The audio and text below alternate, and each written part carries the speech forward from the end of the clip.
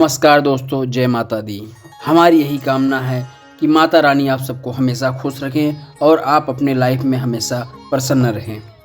मित्रों, हम आज महाभारत की एक ऐसी कहानी लेकर उपस्थित हैं जिसके वजह से महाभारत हुआ। द्रौपदी के चीरहरण की कहानी है। बहुत रोचक कहानी है। अगर आप सुनेंगे तो काफ़ी आपको इसमें जानकारी भी प्राप्त होगी और काफ़ी आनंद आएगा। तो कृपया करके चलते हैं फिर हम कहानी की तरफ, और आनंद से मैं सुनाता हूँ और आप भी कहानी का आनंद लीजिए। महाभारत एक ऐसा काव्य है जिसमें कई छोटी बड़ी शिक्षाप्रद घटनाओं का जिक्र है। द्रौपदी चीरहरण भी महाभारत की ऐसी ही घटना है। द्रौपदी पंचाल देश की राजकुमारी थी और उसका विवाह अर्जुन से हुआ था। अर्जुन ने द्रौपदी के स्वयंवर में मछली की आंख में निशाना साधकर उससे विवाह किया था, लेकिन माता कुंती के अनजाने में दिए एक आदेश से द्रौपदी पांडव यानी पांचों भाइयों की पत्नी बन गई। एक बार की बात है जब पांचों भाई में सबसे बड़े युधिष्ठिर इंद्रप्रस्थ नगर पर राज कर रहे थे। उसी समय हस्तिनापुर का राजकुमार दुर्योधन था और पांचों पांडव उनके चचेरे भाई थे। दुर्योधन कौरवों में सबसे बड़ा था और अपने चचेरे भाइयों यानी पांडवों से जलता था। दुर्योधन सबसे ज़्यादा अपने चालाक मामा शकुनी को मानता था। शकुनी ने दुर्योधन को सलाह दी कि वो पांडवों को जुआ खेलने के लिए आमंत्रित करें। पांडवों ने अपने भाई दुर्योधन को निमंत्रण स्वीकार कर लिया। उस समय सभा में भरतवंश के शासक धृतराष्ट्र, भीष्म पितामह, द्रोणाचार्य और महात्मा विदुर जैसे महान लोग भी उपस्थित थे। शकुनी मामा ने छल कपट से पांडवों को हराना शुरू किया। इस खेल में पांडव अपना राज्य हार गए। धर्मराज युधिष्ठिर ने स्वयं अपने चारों भाइयों को भी दांव पर लगाया और हार गए। अंत में जब दांव पर लगाने के लिए उनके पास कुछ भी ना बचा तो उन्होंने अपनी पत्नी द्रौपदी को दांव पर लगा दिया।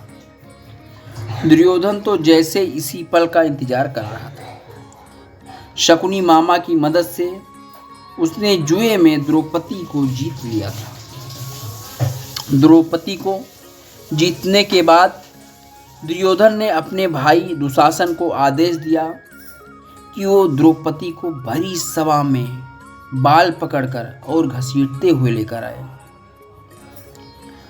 भाई से आज्ञा मिलते ही दुशासन द्रौपदी के कक्ष में गया और उसे सभा में चलने को कहा। रानी द्रौपदी बहुत ही स्वाभिमानी और पतिव्रता स्त्री थी, इसीलिए उन्होंने दुशासन के साथ चलने से मना कर दिया। दुशासन ने गुस्से में आकर द्रौपदी के बाल पकड़ लिए और उसे खींचते हुए भरी सभा में लाकर खड़ा कर दिया। दुर्योधन ने दुशासन को आज्ञा दी कि वो द्रौपदी की भरी सभा में निर्वस्त्र कर दे। दुशासन ने जैसे ही द्रौपदी के वस्त्र को हाथ लगाया, द्रौपदी ने श्री कृष्ण को मदद के लिए पुकारा। श्री कृष्ण अपने भक्तों को कभी नाराज नहीं करते हैं। कृष्ण ने जब द्रौपदी की करुण पुकार सुनी तो उन्होंने द्रौपदी की साड़ी को बढ़ाना शुरू कर दिया। दुशासन द्रौपदी का चीर खींचता रहा, लेकिन वो जितना खींचता वस्त्र उतना ही बढ़ता जाता। अंत में दुशासन थक हार गया, किंतु द्रौपदी का वस्त्र हरण नहीं कर सका। ऐसा कहा जाता है महाभारत युद्ध के पीछे सबसे बड़ा कारण द्रौपदी का चीरहरण भी था। हस्तिनापुर पहुंचने के बाद मामा शकुनी के सामने से युधिष्ठिर का राज वैभव हट नहीं रहा था। दुर्योधन ने क्रांतिहीन चेहरे को देखकर वह अपने भी आर्थिक अधिक चिंतित था। एक दिन अवसर देखकर उसने धृतराष्ट्र से कहा, जीजा श्री, जब से दुर्योधन इंद्रप्रस्थ से लौटा है अत्यंत चिंतित और दुखी दिखाई देता है। आपने क्या उससे पूछा ये ऐसा क्या है? नहीं शकुनी, मैंने नहीं पूछा। नेत्रहीन होने के कारण मैं उसकी चिंता देख भी कैसे सकूं? धृतराष्ट्र चिंतित हो उठे। भ्राताश्री, आप ही उससे पूछिए कि उसकी चिंता का कारण क्या है।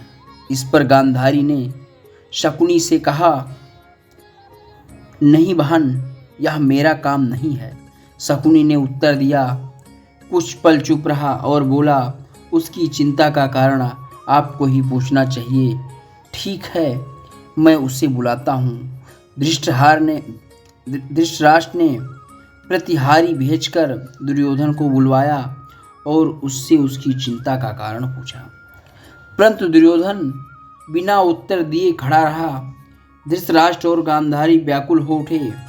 गांधारी ने ही तब उससे पूछा, पुत्र, क्या हस्तिनापुर का वैभव, यह सुख, यह स्वाधीनता, यह स्वच्छंदता तुम्हें रास नहीं आ रहा है जो तुम चिंतित हो?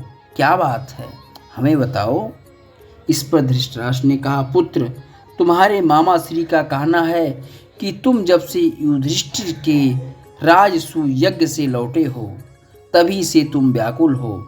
हमें बताओ तुम्हारे पास किस चीज की कमी है? दुर्योधन इस पर फट पड़ा। पिताश्री, युधिष्ठिर के वैभव के बारे में आपने केवल सुना ही है, उसे देखा नहीं। आप नहीं जानते उस वैभव के सम्मुख हस्तिनापुर का वैभव कितना तुच्छ है। उसके वैभव और यश को देखना कर मैं पागल हो गया, ऐसा नहीं कहते पुत्र।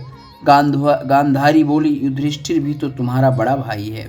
माते, यह सब तो ठीक है, परंतु वह पांडु कुमारों और उस द्रौपदी के वैभव के पद में मेरा जो अपमान किया है उसे मैं जीवन भर नहीं भूल सकता। इससे तो अच्छा है कि मैं जीवन का अंत ही कर डालूं। इतना दुखी मत हो पुत्र। धृतराष्ट्र बोले, असंतोष की कोई सीमा नहीं होती। धैर्य करो। जिसे तुम अपमान समझ रहे हो वह उसका परिहास भी हो सकता है। उसी परिहास के बदला चाहता हूँ पिताश्री।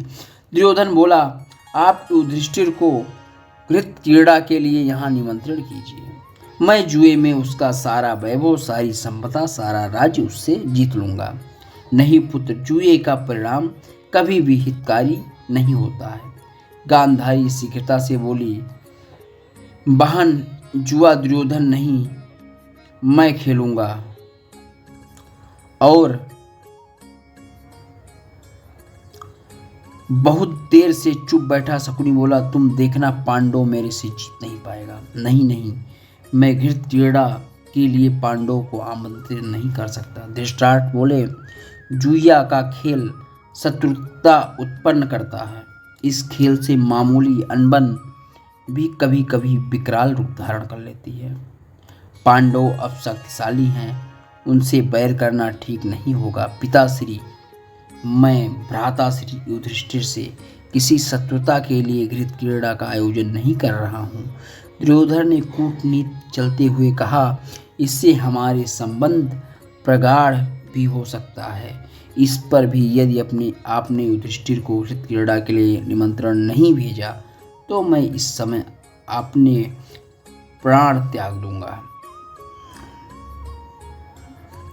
धृतराष्ट्र और गांधारी का मन आशंका से कांप उठा। पुत्र के सामने से वे कमजोर पड़ गए। बोले, ठीक है, मैं विदुर से बात करके संदेश भेज रहा हूँ, तुम सभा मंडप तैयार कराओ। अपने पुत्र मोह में धृतराष्ट्र ने चौरस खेलने की अनुमति दे दी और सभा मंडप बनाने की आज्ञा दे डाली। किंतु विदुर से सलाह करना वे नहीं भूले। विदुर ने राजा धृतराष्ट्र को समझाया, भ्राताश्री, आपने दुर्योधन की बात मानकर उचित नहीं किया है। इस घृत क्रीड़ा से कुशवंश के लोगों में मनमुटाव बढ़ेगा और व्यर्थ में झगड़ा फसाद होंगे। अच्छा तो यही है कि आप इस कुचाल को न होने दें। विदुर प्रबुद्ध आदि अनुकूल हो तो इस खेल का भय नहीं मानना चाहिए। यदि भाग्य ही खोटा है तो बात दूसरी है। अब तुम युधिष्ठिर के पास जाकर मेरी ओर से निमंत्रण दे दो। विदुर ने फिर कुछ नहीं कहा और प्रणाम करके निकल गए। विदुर द्रुतगामी रथ पर सवार होकर इंद्रप्रस्थ पहुंचे। वहां युधिष्ठिर ने विदुर का यथोचित सत्कार किया। विदुर से कुशल मंगल पूछने के बाद युधिष्ठिर ने उनके सामने आने का कारण पूछा तो विदुर ने कहा, पुत्र, भ्राता श्री धृतराष्ट्र ने तुम्हें चौरस खेलने के लिए निमंत्रित किया है। अपने भाइयों के साथ आ जाओ और वहां चौरस खेलो। काका श्री, चौरस का खेल अनर्थ की जड़ है, फिर भी आप मुझसे इसे खेलने के लिए कह रहे हैं। युधिष्ठिर ने पूछा, जानता हूं पुत्र, किंतु मैं राजा आज्ञा से बंधा हूं, इसीलिए आना पड़ा। अब तुम्हारी इच्छा है, जाओ ना जाओ काका श्री, मैं ताता श्री की तात